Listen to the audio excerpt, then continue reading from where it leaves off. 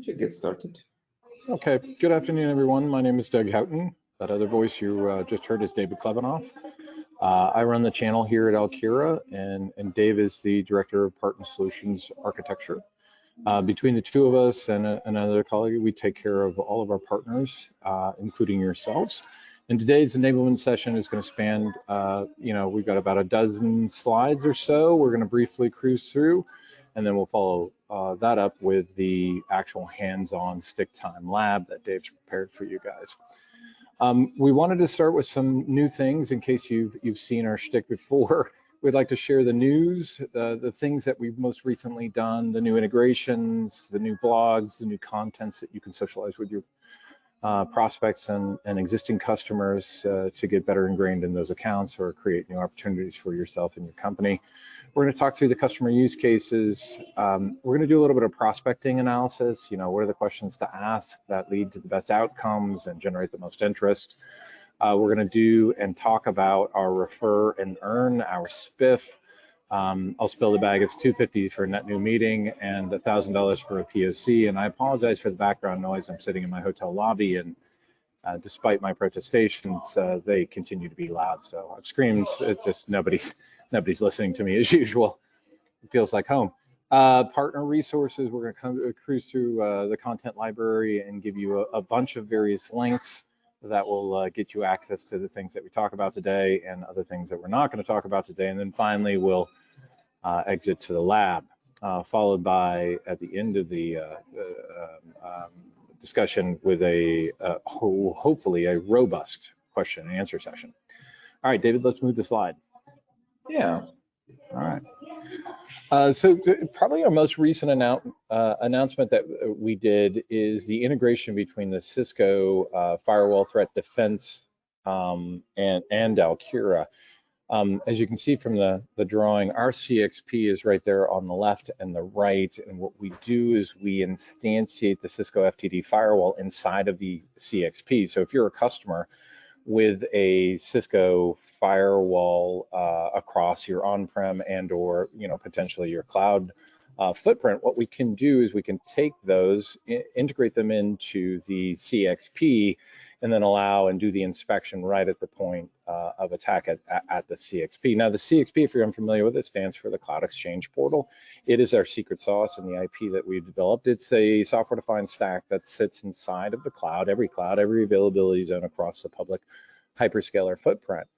What we do is we connect all of our customers' cloud assets, and in that process, we've discovered that security is kind of important, right? So we built integrations with Palo Alto and Fortinet and Checkpoint, and now Cisco. We've got integrations in addition to those 4 firewalls with Zscaler, and we do DNS with Infoblox. We have an integration with them. And really, when I talk about integration, we're integrating with the management platform that allows you to, say, for instance, in the Palo's case, Panorama. Right, so for the security engineer or the CISO or our customers that are, using these tools, their workflow isn't going to change. In fact, it's going to get more simplified. So this is and has been big news. This is our latest integration. We've also got integrations, as I said, with those other firewall providers down the right-hand side of this slide, and continue to work on additional integrations. On the SD-WAN side, as you may remember, we do integrations with both Cisco Viptela and Silver Peak HP Aruba, and now VeloCloud as well. So we're making progress, and this is the work that we do to broaden our appeal to your prospective customers. All right, I'm going to pause there, Dave, while you take over. Yeah. So another thing that some of you may have already been aware of is the enhancements we've done to our user interface. So if you have seen our user interface, and I hope, I know that some of you have seen the user interface, and if you haven't, then when we get to the hands-on portion, you will see our new interface. So we have made an enhancement into some sections of the new interface, in particular to the main screen when we have the representation of the cloud backbone, and then further drilling into what happens inside the regional networks, inside the cloud exchange points. So we've moved from sort of a single step view, which is what you see on the left, into a dual step view that you see on the right, where you have a representation of the cloud backbone, which is the top part of the diagram, when you see 4 cloud exchange points that you can now click into and then get a representation of the networking and security services inside each one of the regions. And the reason that we've done that is to accommodate larger scale scenarios. As you can see on the left, the representation, kind of a top-down representation, works to a certain extent. Many of our customers are large customers that have a significant size deployment, and becomes just graphically difficult to represent all of the connectors coming into the CXPs with multiple CXPs on the same screen. So we decided to kind of change our representation, specifically catering for the larger deployments. Now, both old and new interfaces are still available in our portal, so customers or yourselves can switch between the new interface or the old interface, so you have the choice to do that. But it's pretty cool. It's very nifty. Gives some more coolness to the interface. Now, also wanted to kind of point your attention to a series of blogs that we have released so far, and we'll continue releasing more blogs. They're all under alkira.com/blog. We have been creating blogs on a specific industry focus, and so far we've covered 4 industries, and as I said, we're going to have more. These are they're not very long, they're relatively short, right? They're maybe not super informative, but they're good sort of a starting point to see how Alkira solution applies to different industries. Now, of course, being a network provider, we are sort of uniformly support every customer industry, so every size, every industry. So there's nothing really specific to the industry. But when talking to customers in a specific industry, it's maybe useful to use a bit of a different sort of dictionary that is more applicable to those customers, and that's exactly what we have done in those blogs, is try to portray our network solution as using terms that are more applicable to a specific industry, right? Be that financial customers or media and entertainment or healthcare and retail. So things like that, right? So definitely sort of keep an eye on our blogs. I know we also send them out on our social media channels. So if you're following Alkira on the social media channels, you will see those advertisements. But do keep an eye on our blogs. I think they provide a lot of interesting details. Now, alongside blogs, there is also something which we do, which is called the design zone videos. Those are also being advertised on social media. I didn't put a slide here about design zone videos, but keep in mind both blogs and design zone videos are being kind of released quite often. So it's a good resource for good source for information, be that industry specific information or just a general solution. Okay, so I'll take a few minutes to talk about the use cases again, because I know as we talk to more and more partners, right? The question about sort of use cases and where Alkira solution is relevant, right? It keeps on coming up, right? So it's important. I know it might sound like a repeat to some of you, but it's important to kind of keep on reiterating and understanding what are those use cases that we are catering to. And in the next slide, Doug is going to talk about more specifically around prospecting questions. So how do you do kind of a discovery to map the customer to one of these use cases? But it's important to kind of glance through what are the use cases that Alkira is applicable to. Right now we, like I mentioned, we are a network provider, and as a network provider, we sit at the very sort of a foundation of an IT stack.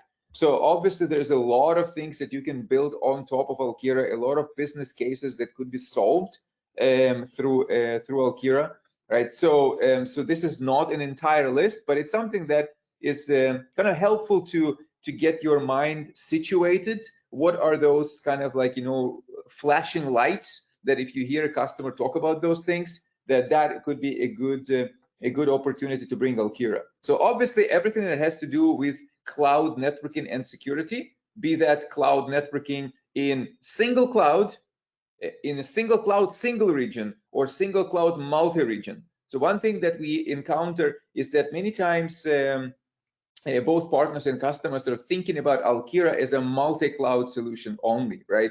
So I want to make sure that you understand is that it is not just a multi-cloud story. It is the same way that we are treating the multi-cloud, we're also treating a single cloud. So if a customer has only presence in a single cloud, like AWS, Azure, whatnot, right? And they're looking for advanced networking capabilities within that cloud, maybe across multiple regions of that cloud, right? And they're looking for things like service insertion in there, right? So that even in a single cloud environment, we have enough evidence and enough interest for a single cloud solution. So don't dismiss a single cloud customers as very viable prospects for our solution. Right now, of course, as you move into the multi-cloud networking, then the amount of problems just keep on compounding, right? Because whatever you figured out in the single cloud, now you need to figure out in another cloud and then somehow interconnect them together. So obviously, in a multi-cloud, the problem becomes even more acute. But keep in mind that both single cloud and multi-cloud use cases are equally applicable to us. Now, connecting to cloud, it kind of comes obvious. Nobody operates entirely in the cloud. So things are going from on-prem sites and on-prem data centers and on-prem co-location facilities needing to communicate to the cloud workloads, right? And a cloud presence, cloud applications, right? Obviously, we see that all the time. None of the networks are built entirely in the cloud. It's always holistic across the cloud and on-premises environment, right? So connecting to cloud is another one that should spawn some attention from you guys. Now, as far as internet and SaaS, which is 4 and 5 in here, case 4 and case number 5 in here, it's basically kind of a two sides of the same coin, right? For getting out into the SaaS applications and hosting the SaaS applications for users to connect to you, right? So number 4 is the former case where an enterprise wants to connect out into the SaaS applications, like whatever, Office 365, Salesforce, Google Suite of products, whatever SaaS application they're consuming through internet egress, right? So that's the case number 4. And the opposite direction is the internet-facing applications, or a cloud, what we also call as a cloud DMZ, which is the reverse direction, where it's not that your, as a customer, right, your users want to connect outside into the SaaS application. You are the provider of this SaaS application. You are the provider of this internet-facing application. It could be services like e-banking or e-commerce or telehealth, or it could be any homegrown application that just have kind of a web services that you want users to connect to from outside, right? So that is the reverse side, where users are sitting on the internet. These are random users. These are not your VPN users. These are your consumers as a customer. And they want to connect and sort of consume the services that you as an organization offer to them, right? So that's the 4 and 5. So think about, when you think about things connecting to internet and from internet, think about Alkira, right? The next one is around wide area networking. So it's basically a kind of a subset of case number 3 for connecting to clouds. So if I take one branch and another branch and a data center and a user, and I connect them to the cloud, can they not also talk to each other? They can, which is exactly case number 6, in which cases we could be a solution for wide area networking, right? There's other solutions that operate in this space, and it's up to sort of more finer details to evaluate whether we are an applicable wide area solution or not for a customer. There's pros and cons, but if a customer is not looking to do a cloud today, but they are an MPLS customer, for example, and they're looking to go into more of an internet-based connectivity, right? And they're thinking about how do we re-engineer their wide area network? Do you go to SD-WAN or do you not go to SD-WAN? Do you want to refresh all of your branch routers for SD-WAN? Have new type of software learn in your system, or would you rather do this as a network as a service and go in a kind of more simplistic way? Right. At the same time, you're obviously not getting some of the advanced features that exist in SD-WAN as an edge technology, right? So it's something to be mindful of. A customer who is not in sort of cloud today or have no interest, 100% interest in the cloud today, mostly have an interest in an on-prem networking with their eyes looking at the cloud, right? So at any point they can add cloud to it, but if they're not sort of ready for it and they're only talking about on-prem networking, a wide area network a capability over cloud backbone could be a good solution for them. Number 7 is around remote users, which is basically kind of also a subset of number 3, like connecting to cloud. But at the same time, think about this as a customer who is looking for a remote access VPN solution. They want to do this in a more distributed fashion. They don't want to invest in like an VPN termination, VPN infrastructure in their locations, in their physical locations. They want to go into the cloud. They don't want to kind of manage this VPN head-ends. They want the flexibility of have the users connect wherever they are to the closest point, not worry about the physical infrastructure, not worry about deploying the head-ends, not worry about how licensing is going to work. Do I have enough licenses or not? Things like that. So think about Alkira as your remote access VPN solution. Now, also some advanced use cases that may seem a little bit sort of out of the mainstream, but at the same time, we see a lot of them, which is a merger and acquisition and partner networks. So if an organization is thinking about building partner networks, and we see this a lot, right? An organization is basically needs to build some sort of like an extranet services to connect their partners or subsidiaries to them, right? So they can there's a mothership, right? The parent company, and then there is other companies that service that parent company, and they need secure connectivity into the parent company to make sure it's done regionally distributed, so it's closer to where the satellite companies are or partners. It should be done securely, sending this through the internet, control what they can and cannot communicate, sort of all of these things. Think about Alkira. It's a very nifty solution for building these partner networks. And similarly, if that is not a partner but another company that you're trying to integrate and merge with, right? Because maybe it's a merger or acquisition, right? So that's very similar stories that how do you connect their network into your network, make sure it's distributed, make sure it's secure, make sure the firewalls are inserted, right? Segmentation is enforced, things like that, right? So that's another case for thinking about that customer. If they were an Alkira customer, those mergers and acquisitions could be integrated in a fraction of the time. Right? So both mergers and acquisitions and partner networks is really solid cases. Now the other two, 9 and 10, they're a little bit more kind of more to the sidelines, I would say, of the main interest.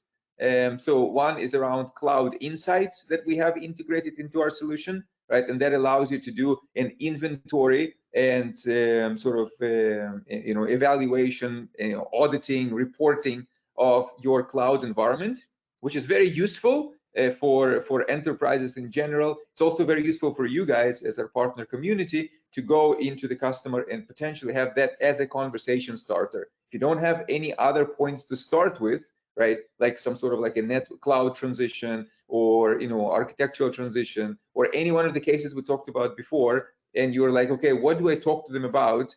That could be a really strong case where you can go and you can basically tell them that I will run an audit for your cloud environment. I don't need any write permissions. I'm just going to read the information. I'm going to pull the information from your accounts. I'm going to sort of give you the representation of what you as a customer have in your environment. I will give you the analysis, whether it's good news or bad news, right? And provide it to you. Maybe charged, maybe free of charge as a conversation starter. So a very powerful, maybe a pre-sale tool that you can leverage for starting a conversation if other routes to that customer are not quite working. And the very last one is around disaster recovery, right? Which is kind of a built-in into this, but we do have customers sometimes talking about engineering their network specifically for the purposes of redundancy around disaster recovery. So let's say they have two data centers, they have some cross connect between the two data centers. They're thinking about what happens if this cross connect fails, right? How can I safeguard my cross connect between the two data centers, right? Okay, so you can do this through Alkira. Or I'm deploying things in the cloud. What happens if a cloud network in a specific region goes down? Can I still maintain this workload, and can I have a redundancy for connectivity, right? Things like that. So disaster recovery. So just think about these 10, right? Keep those in mind. Those are very useful, sort of like I said, flashing lights that you should pay attention to when talking to the customer. See if there's an opportunity to talk to them about Alkira. Now, Doug, do you want to talk specifically about prospecting? Yeah, I do, but I also want to recognize, and thanks everybody for coming again. I want to recognize that this is probably largely a more technical crowd, and these are, I think, items that if you are not a salesperson, that you should pass along to your sales counterpart. So I'm just going to briefly touch on these, but these are questions that David and myself have developed based on the use cases you've just seen that we found creates at least some open some doors when you're trying to create a new meeting or get a new meeting with a new customer or something like that. So we talk about this a lot, but are you leveraging physical co-locations for cloud access? My sort of flippant response is why. But you've got some legacy folks there with contracts who are hopping through, jumping on the cloud, doing a cloud on-ramp out of Equinix, DRT, or Megaport, right? They're paying for gear, they're paying for circuits, they're paying for the cross connect, they're paying for the maintenance on the software, for the gear in the rack, and they're paying Equinix, and that's fine. It's an extra hop. It's not architecturally optimal, but it's also something where you can drive some total cost of ownership savings. Typically, if your customers are looking to, in the forthcoming downturn, or even if it's mild, they're looking to get rid of some costs. This may be the way to do it. IPsec over internet, direct connect, express route to our CXP is really the quickest way to get to the cloud. If you hairpin it through the Equinix, DRT, or Megaport facilities, that may be a good solution while you're under contract, but it also is going to cost you something. So we're trying to alleviate your customers from having to make that extra hop and pay that extra money. Are you expanding into multi-region cloud deployment? Most folks are. They've got assets, people assets, and other assets in clouds across multiple regions. This is a really good use case for us, and it's just a good question to ask your customers, and they may not be aware, right? We're thinking about it, blah, blah, blah. How are you going to do it? Are you going to negotiate with the transit gateway at the edge of AWS and every availability zone, route, peer, and configure it? That's something they might want to consider in terms of what it's going to cost them from labor and day two operational support. Are you expanding into multi-cloud? Everybody's expanding into multi-cloud. Almost everybody's multi-cloud at this point. So it's a good question, conversation starter, and you're probably going to get a yes. We don't know when, we don't know why, but we figure it's going to happen. It could be the M&A use case Dave was just talking about. Are you struggling with inserting firewalls in the cloud? This is a gimme, right? Have you ever tried to instantiate HA firewalls, Palo, Fortinet, or Cisco inside of AWS? It's hard. This is something that's right in our wheelhouse and is really easy for us. So I like this question a lot, especially if you're not changing the management interface, if you're really giving them the same workflow, but you're just moving the firewall from a physical instance to a virtual instance in a more optimal location that's closer to their workloads. Do you know your complete cloud inventory? The joke here is everybody thinks they do and nobody actually knows they do. So ask the question. Our Cloud Insights tool, which is a part of the solution, will give you visibility and some cost optimization guidance and security guidance for gateways that are not protected, that are internet facing, blah, blah, blah, And then this is the joke in this whole prospecting question list, are you experiencing long delivery times for hardware network here? Everybody is still to this day. It is getting better, but we are still facing long lead times with certain manufacturers. So ask the question, because they got to put the gear. If they're, if they want to put the gear in the colo, they might want to order the gear. Anyways, ask the question. They can certainly use an old router or firewall or, switch to IPsec or wireless access point to IPsec to us and be done with it. All right, thank you. I wanted to get through that. And Dave, I think we're moving to the lab next, right? Yeah, no. Awesome. The cherry on top. Oh yeah, I talked about this. I teased this already, right? If you are a partner of Alkira's and you bring us a net new qualified meeting, and that is just somebody who has, a project and is, looking at vendors, including our competitors, we're willing to give you a $250 gift card for that meeting. If that meeting progresses to a proof of concept, we pass along a $1,000 gift card to the rep and the SASE in that case. That is our spiff. It's available on our partner portal. If you need access to the partner portal and you are a partner, please ping Dave or myself. He's David at Alkira. I'm Doug at Alkira. Kindly just, or partners at alkira.com will get you to us as well. We've got several links in here. That the partners one is where you would go and get your training, the content. That's our portal. Then you've got your partner assets at alkira.cloud. That's our regular website. It's public information. Please go ahead and at your leisure take a look at that. We've got the email to partners at Alkira that hits me, Dave, and Fob, who's the CAM in the West Coast. And then finally, we do communicate with our partners and customers via Slack. So if you'd like to join our Slack, that's the link for that. And again, at the conclusion of this meeting, Dave will send out the slides that we used today for your reference. Yes, absolutely. Right. So thank you, Doug. Yes, very useful links. You'll have the slides for your reference after this is concluded. So you'll have these links.